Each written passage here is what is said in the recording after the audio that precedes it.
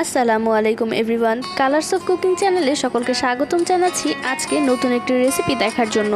আমার আজকের রেসিপি ডিমের চপ। আশা করি রেসিপিটি সকলের কাছে ভালো লাগবে। হাতের কাছে কিছু উপকরণ দিয়ে তৈরি করে দেখাবো আজকে আমি এই ডিমের চপটি।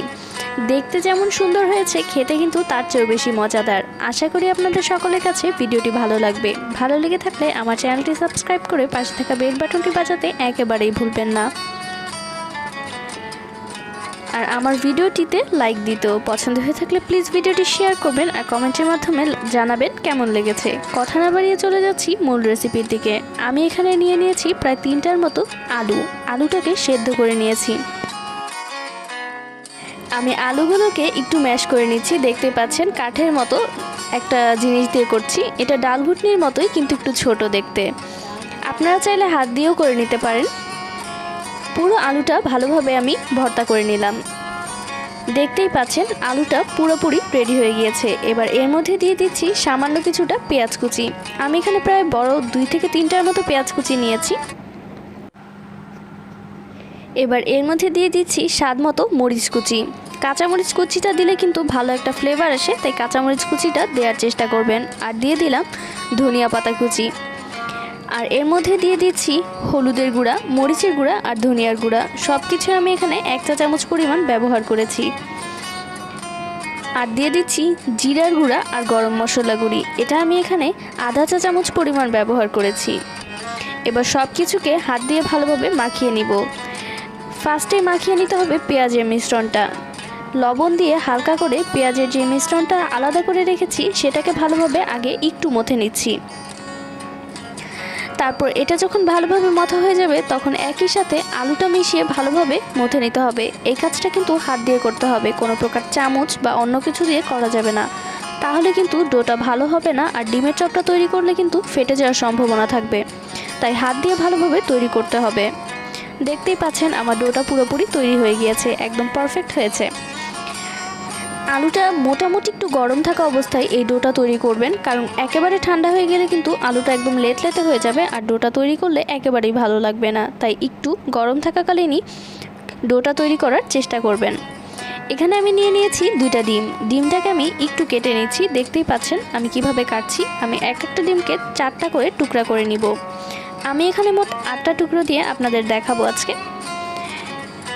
আমি একটা ডিমকে 4 টুকরো করে নিয়েছি। প্রথমে আমি মাঝ বরাবর একটা ভাগ করে নিব, তারপর ওই 2টা টুকরাকে আবারও মাঝ বরাবর টুকরো করে আমি 4টা টুকরো করে নিচ্ছি। রেডি হয়ে গেল আমার 8টা টুকরো। ডিমটা সাবধানে কাটতে হবে যাতে ভেঙে না যায়। এবার আমি চলে যাচ্ছি মূল ডিম চপ তৈরির দিকে। ডিম চপ তৈরির জন্য প্রথমে আমি হাতে অল্প একটু আলুর যে মিশ্রণটা তৈরি করেছিলাম সেই মিশ্রণটা নিয়ে নিলাম। হাতের মাঝ বরাবর একটু ডলে নিচ্ছি। আর এই অবস্থায় হাতে কিন্তু সামান্য পরিমাণ তেল দিয়ে নিতে হবে, তাতে করে হাতটা যখন তৈরি করবেন তখন একদম পারফেক্ট হবে, হাতে লেগে যাবে না। আর এতে করে ডিমের চপটা ভাঙারও কোনো সম্ভাবনা থাকবে না। প্রথমে বল করে তারপর চাপটা করে একটু রুটির মতো করে নিলাম। দেখতেই পাচ্ছেন আপনার শেপটা। এবার এই পর্যায়ে ডিম যেই কেটে রেখেছিলাম সেই একটা পিস আমি মাঝখানে দিয়ে দিচ্ছি। তারপর চারদিক থেকে একটু নিয়ে আসবো। দেখতেই পাচ্ছেন আমি কিভাবে এই ডিমটাকে আলু দিয়ে বন্ধ করে দিচ্ছি। ঠিক ডিমটা মাঝখানে থাকবে আর চারিদিকে আলু। ঠিক একইভাবে আমি সাইডগুলোকেও বন্ধ করে নিচ্ছি। দেখতেই পাচ্ছেন, একটু লক্ষ্য করলে আপনারা বুঝতে পারবেন। এবার আমি হাত দিয়ে চাপ দিয়ে একটু গোল শেপ দিয়ে নিচ্ছি। দেখতেই পাচ্ছেন একটু লম্বাটে হবে।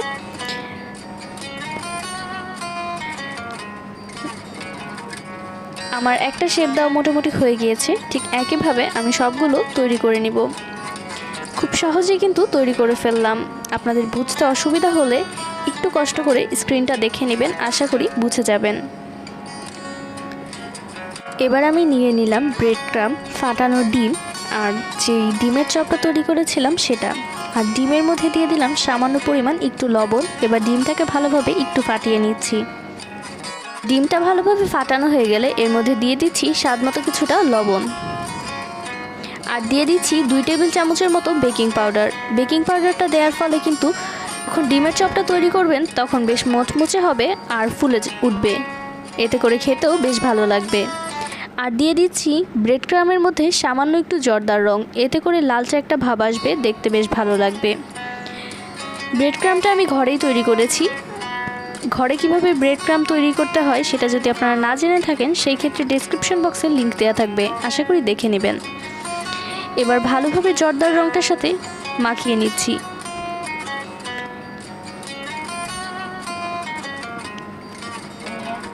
ভালোভাবে আমি মাখিয়ে নিলাম। এবার একটা ডিমের চপ নিয়ে আমি ফার্স্টে ডিমের মধ্যে হালকা একটু ঘুরিয়ে পাকিয়ে চারদিকে ডিমটা ভরিয়ে নিলাম। তারপর দিয়ে দিচ্ছি ব্রেড ক্রাম্বের মধ্যে। ব্রেড ক্রাম্বটাকে ভালোভাবে ভরাতে হবে, না হলে কিন্তু ডিমের চপটা একেবারেই ভালো লাগবে না। ঠিক একই পদ্ধতিতে আমি সবগুলো তৈরি করে নিব। আমি আবারও একটা ডিমের মধ্যে সামান্য একটু ভরিয়ে তারপর ব্রেড ক্রাম্বটা ভালোভাবে চারদিক ঘুরিয়ে পাকিয়ে ভরিয়ে নিচ্ছি। দেখতেই পাচ্ছেন হাত দিয়ে একটু চাপ দিয়ে নিচ্ছি, এতে করে ভালোভাবে ভরে যাবে। চাপ দিয়ে ভালোভাবে লাগিয়ে দিতে হবে, না হলে কিন্তু চারদিকটা ভালোভাবে ভরবে না, আর দেখতেও ভালো লাগবে না, আর খেতেও কিন্তু একেবারেই ভালো লাগবে না। তাই চারদিকটা ভালোভাবে একটু মিশিয়ে নিতে হবে। ঠিক একই পদ্ধতিতে আমি সবগুলো ডিমের চপ তৈরি করে নিলাম। দেখতেই পাচ্ছেন খুব সহজেই কিন্তু তৈরি করে ফেললাম ডিমের চপগুলো। এবার চলে যাব ভাজার দিকে। তৈরি করতে যেমন কোনো ঝামেলা হয়নি, ভাজতেও আশা করি কোনো ঝামেলা হবে না। চলুন ভেজে ফেলি। ভাজার জন্য আমি একটা ফ্রাই প্যানে তেল দিয়ে দিয়েছি। তেলটা যখন মোটামুটি গরম হয়ে আসবে তখন দিয়ে দিচ্ছি ডিমের চপ। ডিমের চপটা বেশি ডুবো তেলে না ভাজাটাই বেটার, কারণ ডুবো তেলে দিয়ে দিলে ডিমের চপটা খুলে যাওয়ার সম্ভাবনা থাকে। আর অনেকে এই পর্যায়ে এটা স্টোর করে থাকেন, আমি বলবো স্টোর না করতে, কারণ স্টোর করে যখন আপনারা ভাজতে যাবেন সেই ক্ষেত্রে কিন্তু অনেক সময় খুলে যায়। তাই যখন আপনারা এটা খাবেন তখনই তৈরি করে খেলে কিন্তু বেশ মজা লাগবে। তাই আমি সাথে সাথেই তৈরি করছি। আপনারা যদি স্টোর করেন সেই ক্ষেত্রে কিন্তু ভাজার সময় খুলে যাওয়ার সম্ভাবনা থাকে, কারণ যখন আপনি এই আলুটা ফ্রিজে রাখবেন সেই ক্ষেত্রে কিন্তু আলুটা একদম লেতলেতে হয়ে যায়, আর যখন তেলে দিবেন তখন সঙ্গে সঙ্গে ডিমটার গা থেকে আলুটা একদম ছুটে যায়। অনেক ইউটিউব চ্যানেলেই কিন্তু আমি দেখেছিলাম এই পর্যায়ে স্টোর করে রাখে, বাট আমি যখন ট্রাই করে দেখলাম তখন কিন্তু আমি একেবারেই ঠিকমতো ভাজতে পারিনি। স্টোর করার পরে যখন আমি তেলে দিয়েছি সঙ্গে সঙ্গে পুরো ডিমের চপটা একদম খুলে গিয়েছে। তাই আমি বলবো সঙ্গে সঙ্গে বানিয়ে ভাজাটাই বেস্ট। দেখতেই পাচ্ছেন কথা বলতে বলতে ডিমের চপটা একেবারেই তৈরি হয়ে গিয়েছে। এবার একটা স্ট্রেনারে ডিমের চপগুলো আমি একে একে তুলে নিচ্ছি, এতে করে বাড়তি যেই তেলটা থাকবে সেই তেলটা একেবারে ঝরে যাবে। তারপর একটা টিস্যুর উপর নিয়ে নিতে হবে, আর তারপর পরিবেশন করব।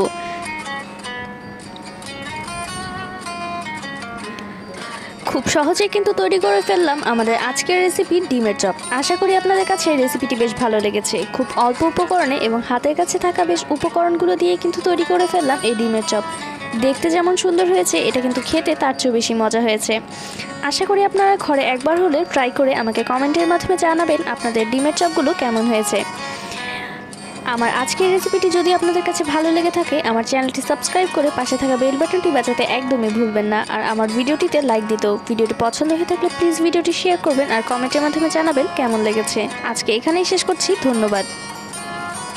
আমার ইউটিউব চ্যানেলের পাশাপাশি আমার ফেসবুক পেজটি ফলো করতে কিন্তু একেবারেই ভুলবেন না, ডেসক্রিপশন বক্সে লিংক দেওয়া থাকবে। আজকের মতো এখানেই শেষ করছি, পরবর্তী দিন কোনো নতুন রেসিপি নিয়ে আবারও দেখা হয়ে যাবে আপনাদের সাথে। ততদিন ভালো থাকবেন। আজকের মতো এখানেই শেষ করছি, আসসালামু আলাইকুম।